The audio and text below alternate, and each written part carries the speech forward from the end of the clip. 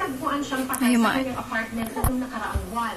Pero kumpirmadong nakainom siya dahil may alcohol sa kanyang sistema. Pero nang sinabi ng kanyang ama na nalagpasan na ni Amy ang drug dependence noong nakaraang 3 taon. Sa ngayon naman, nananatiling misteryo kung ano ang pinamatay ni Amy Winehouse.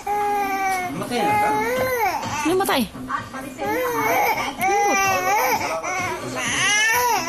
para po sa kalagayan balita ng vlog, wala ko sa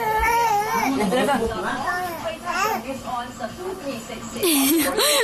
Pakisali po sa ating programa. Ipadala lamang po ang inyong mga mensahe sa ating Facebook at Twitter accounts. Mag-login po sa Facebook na Nag-wild na, nag-wild.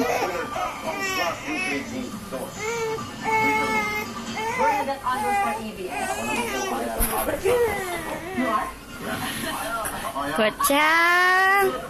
Looy, mana lang na mo. Bibi, kutsang. Kutsang. Yo, kutsang, yay.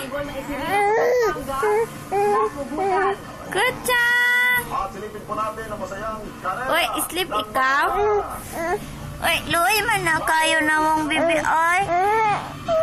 Ayoko? Ayoko lang.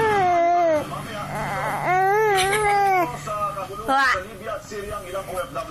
Yoko, Chang. Chang, Chang. Chang, Chang. Yoko, Chang. Okay, patay lang.